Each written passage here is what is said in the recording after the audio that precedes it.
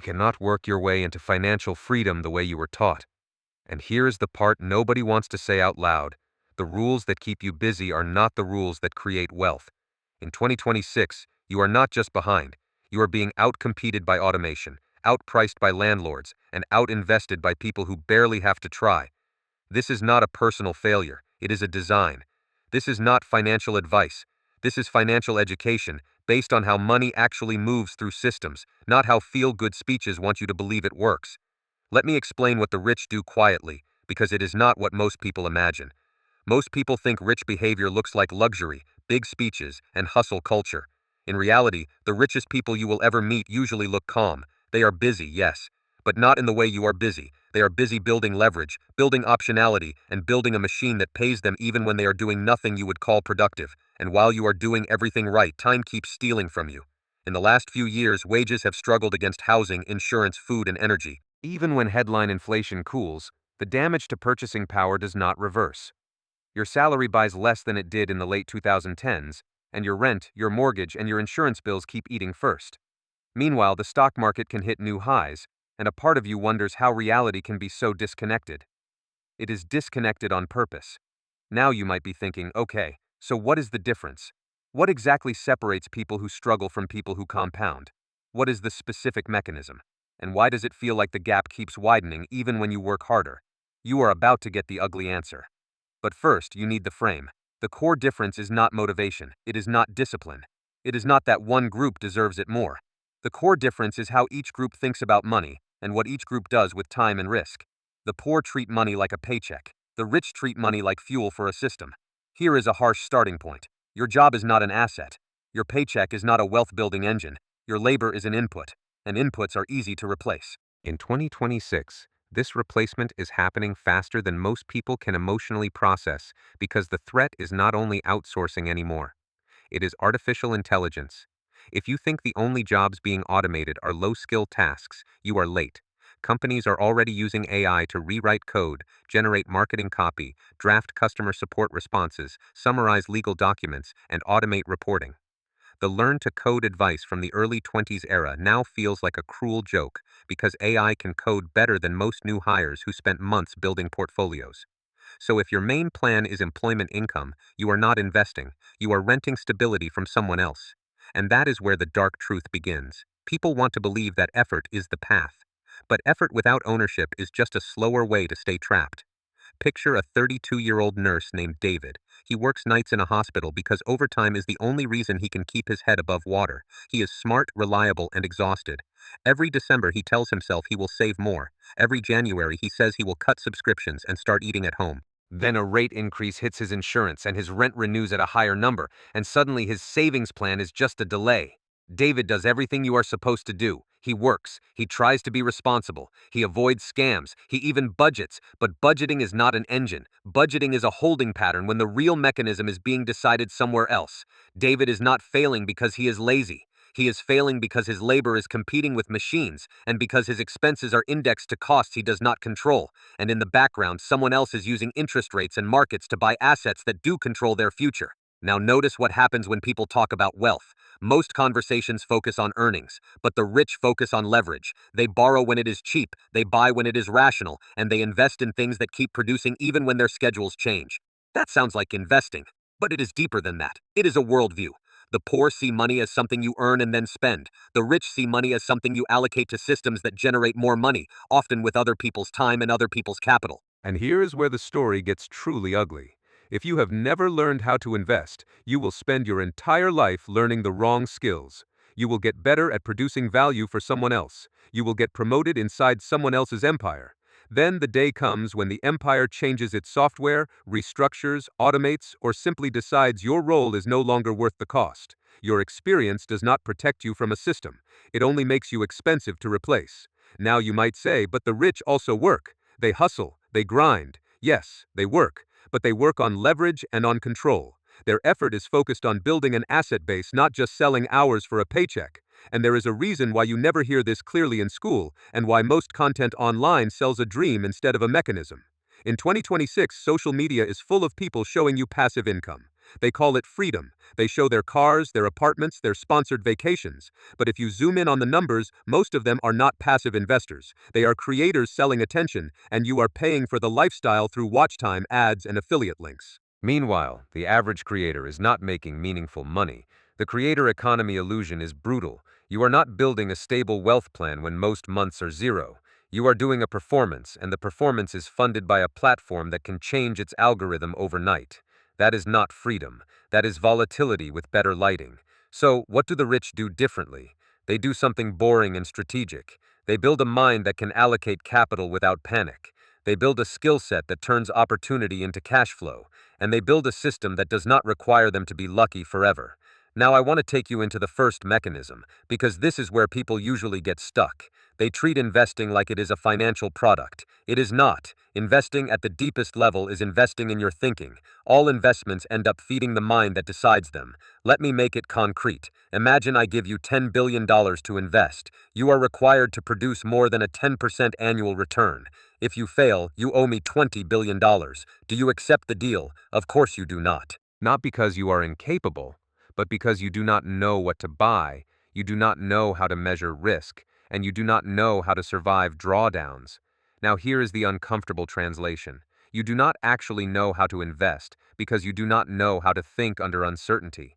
You freeze when markets move against you. You chase when you should wait. You panic sell when the story breaks, and you call it being realistic. The rich do not have magic. They have training in probability, training in time horizons, training in market structure, training in how to evaluate whether something is cheap or expensive relative to its risks. And that training starts when they are young, not when they are desperate. Most people never get that training because they live in a constant trade-off between today and tomorrow. If you are poor, time is expensive. Education looks like a luxury purchase. When you are struggling, every day that you delay work feels like a day you will fall behind. So you take the easiest path. You work now, you hope later, and you call it adulthood. But if you grow up in a system where your survival depends on immediate income, you will be taught to undervalue long-term investing in yourself. In the old world, maybe that was just a disadvantage. In 2026, it becomes lethal because AI accelerates the time cost of not learning. If you are behind on financial thinking, you are also behind on career strategy and behind on adapting to technology. You become trapped in roles that get optimized out of existence. And then the final insult arrives, the housing crisis. Housing prices have detached from wages in the United States, the United Kingdom, Canada, and Australia. That is not a temporary glitch. That is a structural change. When housing becomes an asset primarily for investors, it stops behaving like a basic human need. What happens to ordinary workers? They move from owning to renting, and then from renting to living with unstable costs. Rent can rise fast, mortgage rates can spike, insurance costs can explode because climate risk changes underwriting. People are not just spending more, they are planning less. They stop thinking long-term because long-term becomes unaffordable, so you can work harder and still lose. You can save and still be priced out. You can do everything and still get defeated by a market you do not control. And here is the cliffhanger inside this mechanism. You might think the solution is to work harder or earn more. But what if your problem is not effort? What if your problem is that you are playing the wrong game? The second mechanism is the wealth transfer through systems that punish spending and reward asset ownership. Here is a pattern you have probably noticed, but never connected. When you are broke, you spend more energy on getting by. When you are wealthy, you spend energy on managing systems. Poor people resist this fact because it threatens their moral story. They were told that hard work leads to success. So when they fail, they feel shame, and when they shame themselves, they also avoid studying what actually happened. Rich people do not avoid study. They study everything that keeps paying them. Let us talk about how charity often fails. Suppose you give money to someone who is struggling. What happens next? Sometimes the money buys time. Sometimes it reduces stress. Sometimes it helps a person survive an emergency. But in many cases, especially if they have a dependency relationship, it turns into consumption. A new phone, a new television, a fridge that seems like progress because it is tangible today. That is not evil, it is human. When you have been deprived, comfort feels like justice. But the rich know what the poor often forget. Consumption rarely changes your income path. It rarely creates leverage. It does not teach you how to make more capital. It does not teach you how to evaluate risk. So if your plan is to improve your life by receiving small bursts of help and then returning to the same system, you get stuck in a cycle that looks like progress but functions like stagnation. The dark truth is that most help is designed to keep people functioning, not to transform the underlying structure of their decision-making, and you can see it in the inflation story too. Rates can come down on paper after the central bank stops hiking. The Fed might say inflation is cooling, markets might rally, but your paycheck does not instantly become the same purchasing power it had in 2019. Housing takes longer, rent resets, credit card balances and auto loans adjust. Insurance reprices with climate risk, so even when the headline improves, the lived experience can stay brutal. What does the rich do during that gap between headline relief and real recovery? They reposition, they rebalance portfolios, they buy assets when fear is high and liquidity is available. They use credit lines that ordinary people do not have. They negotiate better financing because they are already positioned. You are not just losing to inflation, you are losing to financial architecture. Now let's widen the lens. Global debt is above $300 trillion and it keeps growing. That means many governments and corporations are dependent on interest payments just to function. When debt grows, power concentrates to the people who can finance it. In that world, wealth is not evenly distributed, it is engineered. And this is where the third mechanism hits. The rich do not wait for permission. They bet, they build, they compete. The poor ask, is this allowed? The rich ask, is this rational? And rational does not mean safe, it means calculated. Now let me bring back the question about motivation, because this is where people get emotional and stop listening. You are taught that the rich are rich because they are more disciplined. That is only half true. Discipline can get you employed. It rarely gets you wealthy. Wealth needs two other things. First, a way to compound money. Second, a way to survive the periods when compounding is temporarily negative. If you cannot survive drawdowns, you cannot invest. If you cannot hold through uncertainty, you chase. You sell at the bottom. You buy after it is too late, and then you blame yourself or blame luck. Meanwhile, the rich have risk systems. They diversify, they hedge, they understand liquidity, they understand that the goal is not to be right every month. The goal is to be right over time. So the rich invest in their brain first. They train themselves to see probability. They train themselves to see incentive. They train themselves to see what most people refuse to see. And what most people refuse to see is this. Employment is a transfer of your future output to someone else. When you work for a wage, you are exchanging time for money. When someone else owns the capital, they own the upside. That does not make workers stupid. It makes the system asymmetric. Now, in 2026, asymmetry is getting worse because AI increases productivity while cutting the number of human hours required. If your skill is replaceable by AI, your bargaining position collapses. If your employer can automate 5 roles, they do not need to raise wages. They just need to reduce headcount. So your hard work becomes a survival strategy, not a wealth strategy. And then comes housing, and then comes healthcare costs, and then comes retirement. Retirement is not a promise anymore.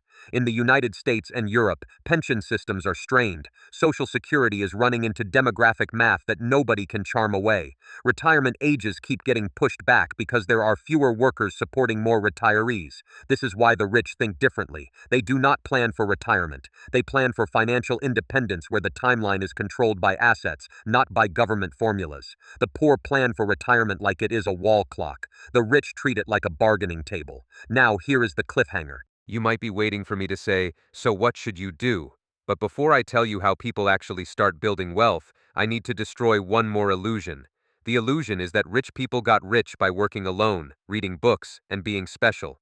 They did not. They got rich by selling. Yes, selling. Not a scam. Not manipulation. Selling as in communicating value, matching demand with supply, and creating a transaction that moves money from a buyer to a seller. If you hate sales because it feels like being fake, you are already disqualifying yourself from wealth-building income streams. Let me explain in a way that should sting. When you work for a company, you are selling your labor. When you apply for a job, you are selling yourself. When you negotiate for raises, you are selling your output. When you go on dates, you are selling compatibility and trust. Selling is not a career. Selling is a universal mechanism of exchange. The rich understand this early. They do not romanticize it, they simply accept it. Most people never accept it, and so they remain consumers. They become people who buy instead of people who create transactions. And that is how you end up with a life where your money moves toward you slowly and your bills move toward you quickly. Now let's go deeper. If you want to start from nothing, you cannot start with investing in stocks, not unless you can tolerate losing money, and most people cannot. If you have no capital, investing becomes a fantasy where you hope a small amount magically becomes life-changing. Starting from nothing requires direct cash flow. Direct cash flow typically requires sales. It requires marketing, it requires an offer, it requires distribution. And in 2026, distribution can be digital and fast because the internet exists, but distribution also means competition. Everyone has access to the same tools. So you need the next advantage, positioning. In the early days, people could compete with effort alone, but AI increased efficiency for everyone. That means effort is no longer unique. What becomes unique is who understands the system. That includes psychology, pricing, and timing. It includes the ability to learn what customers want and then to communicate it in a way that earns trust. Now I want to give you a micro story that will sound familiar. There was a talented worker named Mia who had been hired into a company with a strict boss. Mia was good at her job, but her boss was insecure. When Mia's performance improved her income and the boss heard rumors about what she could earn elsewhere, the boss began to treat Mia like a threat instead of a resource. What did Mia do? She tried to prove herself through arguments, through explanations, through social friction. The boss used that friction to make her look difficult. Then Mia finally left, and the company lost not only a worker but a momentum engine. Other people noticed that the boss discouraged future talent. They felt it too. And once the culture starts bleeding competent people, the remaining group does not improve, it just accelerates decline. Now you might think this is just office drama, but in wealth terms, it is everything. The poor focus outward on being right, the rich focus inward on controlling their outcomes. The boss in this story was not just a bad leader, he was a poor